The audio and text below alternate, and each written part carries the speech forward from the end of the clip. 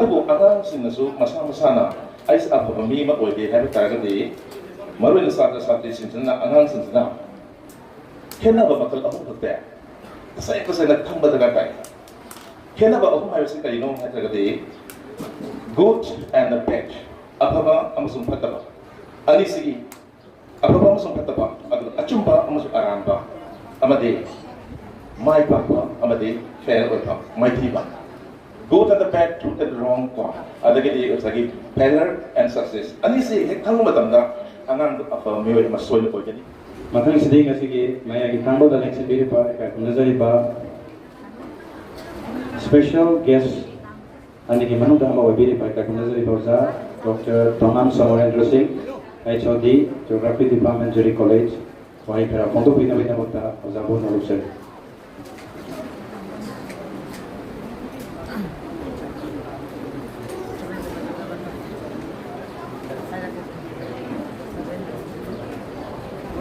Bumakada, Sigasing Lava Tadona, Sing Lava. Maru laba, demi ko laba to from Islam, so Japan, the Defa, 5 million, 5 Muguchari. Lunana, Sigasing laba, first album, so sing meritorious, there were 24 games. Days to listen to the right type in the Rabam, cities on listen to the Dominion of the Rabam. 3. Kamnam Robinson Singh MPS, Superintendent of Police, Jiribam District, Mahamak type Muguchari. Lorena, presently from London, Sri Sagapam Nabar Singh, MCS Grade 1, retired Deputy Secretary, Social Welfare, Corporation Government Manikupasu, Kai Nubuchari, Lorena. Guest of Honor Langsing Giripa, Sri Laisham, Rosen Singh, MCS, SDO Ziri Bambasu, Kai Nubuchari, Lorena. Special guest on the Langsing Giripa, Sri Dr. S. Arun Kumar Singh, Assistant Professor, Political Science Department, Ziri College Pasu. Kai pun nak cari lena. Masih kasih mereka yang cing dan mereka kalau masih ke. Kalau imam penung, kalau dia sponsor sikit, coba tu orang kalau dia tak, bagi imam ada dapat ada saya pun mau beli family, dia bagi bagi cara apa yang betul, cara apa, ani suka juga, ani suka, awam suka. Saya pun potong bising osi jadi bambu so ikai pun nak cari lena nama sendiri bang. Awarding, parenting, inviting, kuai kuning po, kamu kan ikai pun nak cari. Nasi sing leba, meritorious award pangkok leba kalau masih matang dah in market race bagi renabil bagi marupna yang maik cumna tapi klik. Hari ba award say lakok ringi habiti sigumba function nama orang ni habiti bagi sar ibu tu bina, saya mahu tak mangsa benda. Kalau itu macam hai tahu asal itu sudah beri perasaan apa? Hai bilai. Semua itu dah jadi bangki atau melaba mahiroi merit level satu sinda. First division the pastor of Bangang Singh satu sinda award amat tige. Hai bapa kita kita bapa bagi ming sabam dana singgi memorial di ming dah. Merit the first division the pastor of satu singa case award kira ni hendak. Hai dah. Hai bilai. Adaina suggestion nama hai jabatai jadi madudi first class hari first division I was the 60% yang line up pemba yang kena pada juga su line na pemba yang bawa segi macam sendiri makin sistem dah harga di part division perlu ludre ada di sini ada saya nak soal pemain highlight kepada first division pass tu betul di hari bagi mahu tahu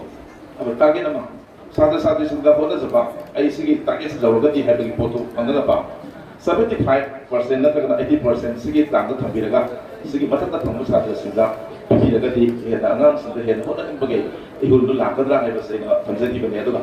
ngaran se baton het thangbaga ina lenge matam da sagapom sur singa hai basai na hai kaino oza thana si sur ko bole hai basai wakan de hanmu de go ai jum khaja ke tu masai practice bi da ko ipuni samana na peswasan marasi matam da ngamen thong achami badu mi muso ra mi lepak sige dan sige sapadan na pa dapat turun ke ada seru kami nampak lingkungan yang cerita apa yang nungai ada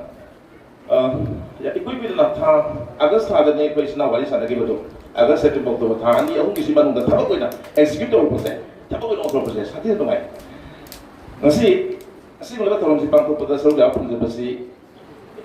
asal kau hati nak tapi nungai ba ꯐꯥꯎꯕꯁꯦ ꯁꯤ ꯍꯦꯟꯅ ꯅꯨꯡꯉꯥꯏꯕ ꯐꯥꯎꯖꯕꯗꯤ ꯀꯔꯤꯅꯣ ꯍꯥꯏꯕꯗ ꯑꯩꯈꯣꯏꯁꯨ ꯃꯇꯝ ꯑꯃꯗ ꯂꯩꯕꯥꯛ ꯑꯩꯈꯣꯏꯒꯤ ꯂꯝꯗꯝꯁꯤꯒꯤ ꯑꯩꯈꯣꯏꯒꯤ ꯁꯥꯇ꯭ꯔ ꯁꯥꯇ꯭ꯔꯤꯁꯤꯡꯒꯤ ꯃꯍꯩꯔꯣꯏꯁꯤꯡꯒꯤ ꯑꯦꯀꯥꯗꯃꯤꯛꯀꯤ ꯂꯝꯗ ꯆꯥꯎꯈꯠꯅꯕ ꯌꯥꯝ ꯀꯟꯅ ꯍꯣꯠꯅꯖꯔꯝꯕ ꯃꯤꯑꯣꯏꯁꯤꯡꯒꯤ ꯃꯅꯨꯡꯗ ꯑꯩꯈꯣꯏꯁꯨ ꯌꯥꯝ ꯀꯟꯅ ꯑꯩꯈꯣꯏꯒꯤ ꯏꯚꯟ ꯏꯝꯐꯥꯜꯗ ꯂꯥꯏꯔꯤꯛ ꯇꯝꯃꯒ ꯍꯜꯂꯒ ꯚꯦꯀꯦꯁꯟꯗ ꯊꯣꯛꯂꯀꯥꯟꯗ ꯖꯤꯂꯥ ꯖꯨꯅꯤꯌꯔ ꯍꯥꯏ ꯁ꯭ꯀꯨꯜꯗꯒ ꯃꯇꯝꯗ ꯍꯥꯏ ꯁ꯭ꯀꯨꯜ ꯂꯩꯇ꯭ꯔꯤ ꯖꯤꯂꯥ ꯖꯨꯅꯤꯌꯔ ꯁ꯭ꯀꯨꯜꯗꯒ ꯑꯩꯈꯣꯏꯅ ꯑꯉꯥꯡꯁꯦ ꯃꯌꯥꯝ ꯑꯣꯖꯥ ꯂꯩꯈꯤꯗ꯭ꯔꯕ ꯑꯩꯈꯣꯏ ꯑꯣꯖꯥ ꯃꯪꯒꯤ ꯍꯣꯏ ꯑꯣꯖꯥ ꯑꯔꯨꯟꯍꯣꯏ ꯍꯣꯏ ꯇꯥꯟꯅꯔꯒ ꯇ꯭ꯌꯨꯁꯟꯒ ꯇꯧꯕꯤꯗꯅ ꯈꯣꯠꯄꯤꯗꯅ ꯌꯥꯝ ꯀꯟꯅ ꯑꯩꯈꯣꯏꯅ ꯑꯉꯥꯡꯁꯤꯡꯗ ꯍꯣꯠꯅꯕ ꯑꯗꯨꯒꯨꯝꯕ ꯇꯥꯛꯄꯤ ꯇꯝꯕꯤꯕꯗ ꯌꯥꯝꯅ ꯀꯩ ꯍꯥꯏꯇꯥꯔꯦ ꯑꯩꯈꯣꯏꯅ ꯍꯣꯠꯅꯖꯔꯛꯄ ꯑꯗꯨꯝ ꯃꯤꯑꯣꯏ ꯑꯃꯁꯨ ꯑꯣꯏꯅ ꯂꯥꯛꯑꯦ ꯁꯤꯒꯨꯝꯕ ꯃꯦꯔꯤꯇ꯭ꯔꯤꯁ ꯑꯦꯋꯥꯔꯗ ꯌꯦꯟꯊꯣꯛꯄꯒꯤ ꯊꯧꯔꯝꯁꯦ ꯑꯩꯈꯣꯏꯅ ꯑꯣꯖꯥꯒꯤ ꯑꯣꯏꯕ ꯃꯇꯨꯡꯗꯅꯤ ꯑꯗꯨꯕꯨ ꯒꯚꯔꯟꯃꯦꯟꯠꯀꯤ ꯑꯣꯖꯥ ꯅꯠꯇ꯭ꯔꯤ ꯃꯇꯝꯗꯨ ꯑꯦꯋꯥꯔꯗ ꯈꯔ ꯑꯩꯈꯣꯏ ꯁꯤꯟꯖꯒꯦ ꯑꯩꯈꯣꯏꯅ ꯖꯤꯔꯤ ꯗꯦꯕꯂꯞꯃꯦꯟꯠ ꯑꯣꯔꯒꯅꯥꯏꯖꯦꯁꯟ ꯄꯥꯏꯔꯤꯉꯩ ꯊꯧ ꯄꯨꯔꯤꯉꯩ ꯃꯇꯝꯗꯨꯗꯗꯤ ꯑꯩꯈꯣꯏ ꯑꯣꯔꯒꯅꯥꯏꯖꯔ ꯑꯃꯅ ꯁꯨꯃꯥꯏꯅ ꯋꯥ ꯉꯥꯡꯊꯣꯛ ꯉꯥꯡꯁꯤꯟ ꯇꯧꯔꯝꯕꯅꯤ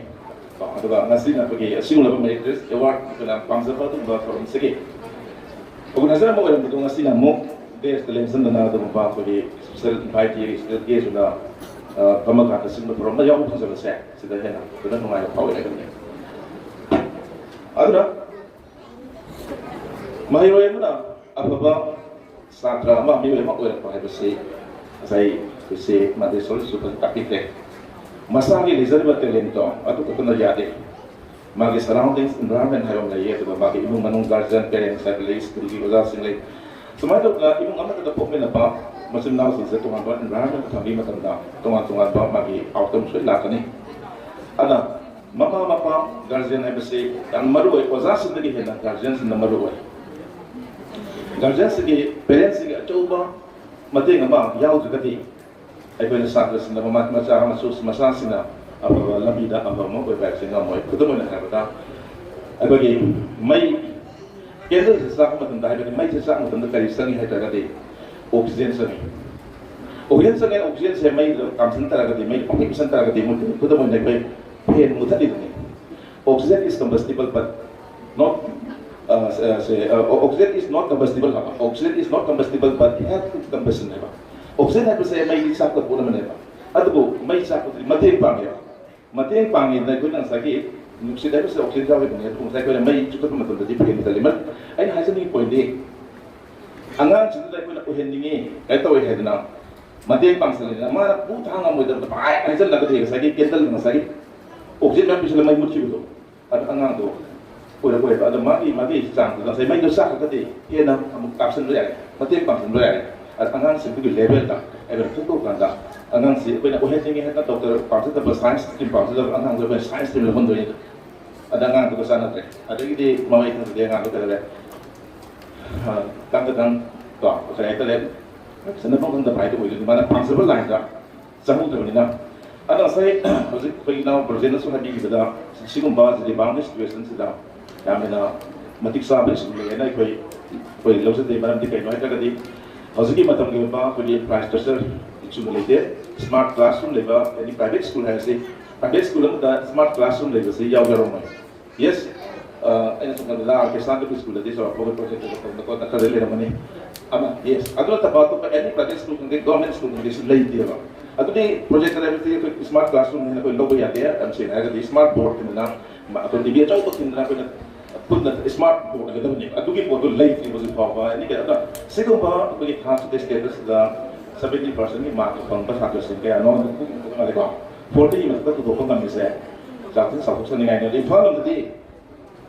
थोबांग के केसान पाता तो सुंदर बले नंबोले केसान पाता तो सुंदर बले नुंदांग से मैते में तब लगे तो थोबांग की इम्फाल का है अंगांग से मैते ओनली फॉर मैते में तब लगे तो ना मैते में से नोंग लाभ ना तो लास्ट से मरांग काय तो मैते में को फने बा कॉलेज सब्जेक्ट तो याद नहीं नहीं मुझे तो यहाँ बंगाल से बगे 80% का पंगस दे बगे रोज में सब्जेक्ट से 100% मैं जान ले जाम अंदर के जाम साइड में जान ले अगर ना सब्जेक्ट में सोता जरूर सोता गदम ना एमआईएल भागो मणिपुरी एमआईएल भागो मैते में सोता तंबले समय तो ना बगे गार्जियन से पेरेंट्स से ना बगे अनांग से ना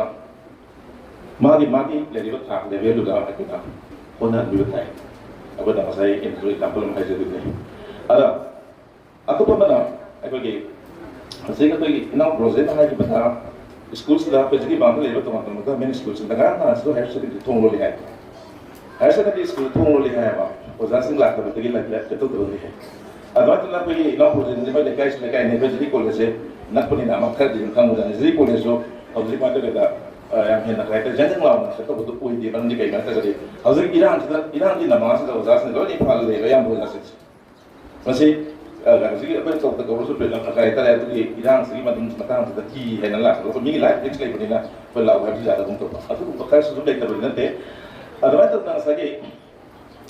ꯁꯥꯇ꯭ꯔ ꯁꯥꯇ꯭ꯔꯤꯁꯤꯡꯁꯤ ꯑꯩꯈꯣꯏꯒꯤ ꯑꯐꯕ ꯁꯥꯇ꯭ꯔ ꯑꯃ ꯑꯣꯏꯕ ꯑꯩꯈꯣꯏꯒꯤ ꯍꯥꯏꯇꯥꯔꯒꯗꯤ ꯃꯃꯥ ꯃꯄꯥꯒꯤ ꯂꯩꯀꯥꯏꯒꯤ ꯏꯟꯚꯥꯏꯔꯟꯃꯦꯟꯒꯤ ꯁꯤꯒꯨꯝꯕ ꯑꯆꯧꯕ ꯀꯂꯦꯛꯇꯤꯚ ꯀꯩꯅꯣꯃꯛꯅꯤ ꯑꯗꯨꯕꯨ ꯑꯉꯥꯡꯁꯤꯡꯅꯁꯨ ꯃꯁꯥ ꯃꯁꯥꯅ ꯑꯩꯁꯦ ꯑꯐꯕ ꯃꯤ ꯑꯃ ꯑꯣꯏꯒꯦ ꯍꯥꯏꯕ ꯇꯥꯔꯒꯗꯤ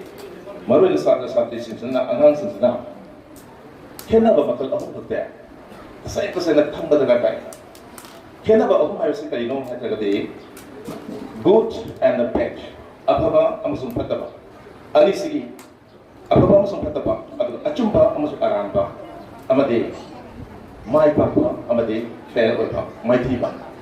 go to the bad to the wrong ko adagidi sagi failure and success ani se hek thang matamda angang afa meoi ma soil ko jani manande angang ko kai mathaba ma pakake to matamda ai to doi thabak se afa bara phatabra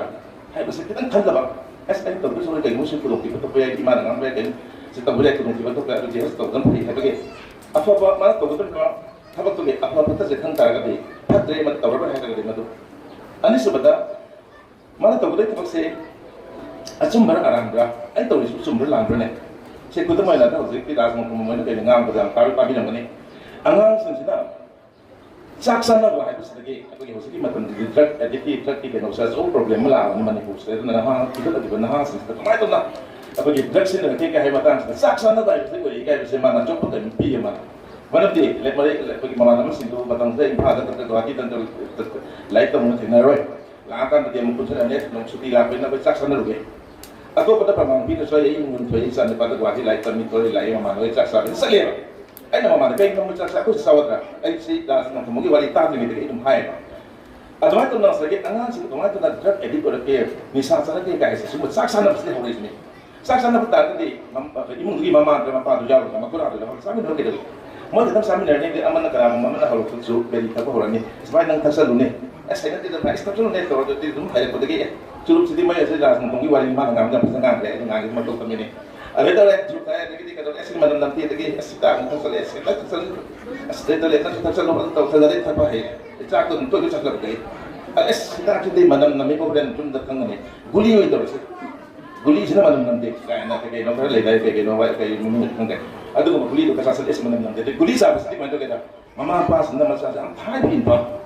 ಯಾಮ್ನ confident be bus ಅನಾನ್ Sumali high ಕೋ ಸಗಿ ಮಂಗನ ಮನಂ ಸುತಂದ್ರೆ ಮೋ ಅದು ಕೋ ಹಾವ್ ಕೈ high ಮಾ ಕೈ ತೋ ಲಗ ಅಂ ನು ಸಿಬಾ ಪಲೆ ದೆ ತುಮ್ ನರಾ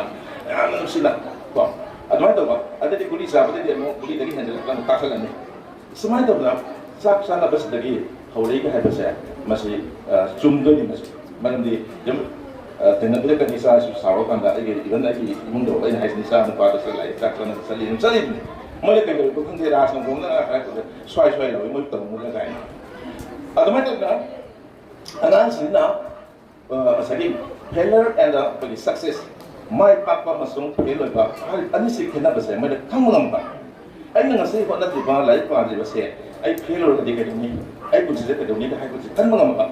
awa bu si hindu ni ko kahit basta kan mga documentary matiyan na documentary pero mga tas may tayo mabas na masasan luto taw sa pamay mamaklit kaya masani pas ang luto sa pa masani pa school sa kiba manuti ngay saksa sa ta no mo din pa masasi sa kama mano ka tayo school sa tabida kulian pa talaga masay do na katap sa luka taw sa taw ka hay go re number 4 at the kato re alin lakta ba si so lakta ada gidi ang thiêng na mapasa saksa day ngay matumin sa nang law la mo saksa min na si hay na saksa min ni anang sila saksa min na tan sida numito da mapasa li wali ni ba mo nang na kena ba hung thang nang apa ba mi mo ko ge ata ta ge apa ba aja achumba aran ba ani si kena ba apa ba ta ba ani si kena ba mai pa ko mai ti ba ani si kena ba thang ba ta ge nang apa mi mo ko ge ni hay na hay di ba tumis da anang sa tumas da mamang mamang da ma se ai sa bisa ko le mang sida ai sa bisa re to pa mai kai kasi to pa tang to nge personal ka tubong na sa game tubong sa ta han to man tai ko la ka kale al ma sut la kan da rak saba bazar dagi nupa ba ngom himano silai ba chile kan pra chen to gamang da tak ro thong khang to la mang de bidan ni mi suma ai so bisa wal sale bisu mang ni ko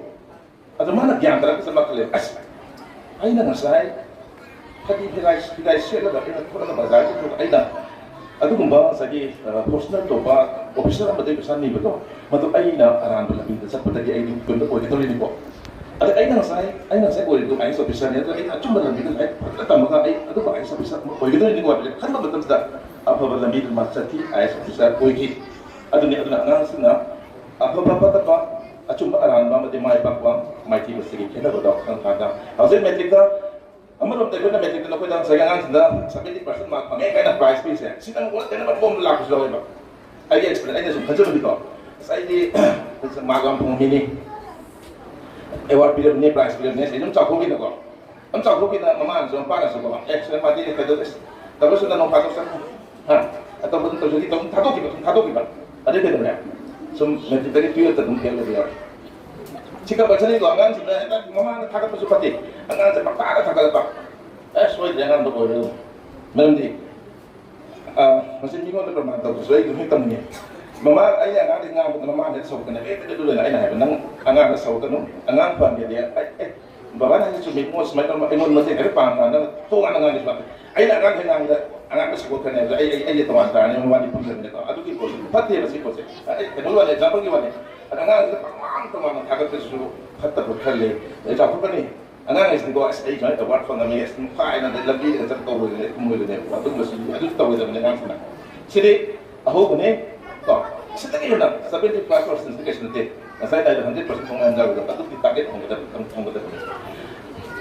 Terus sila po tayo matamnan sa filaw lumali. Terus sila po tayo maroy na. Kasi si awardee sige, sa sige pa. Parang maroy ko kung sinamo yun na. At ang award pang laba sa sing. Ako tumdang, yan ang may pa, ako pa, yan punag lang. Yan ako pa, ay nga si award pang yan sa ako, kung ko na tala. Sila yan na. Ay 75 ni as 85 kung mga habig ko talaga ay 85 kung mas 90% pang habi wa kalam da atau kanda apa pamima puro ay wa pun talaga mayam lagi dala sige mayam kata tadi thank you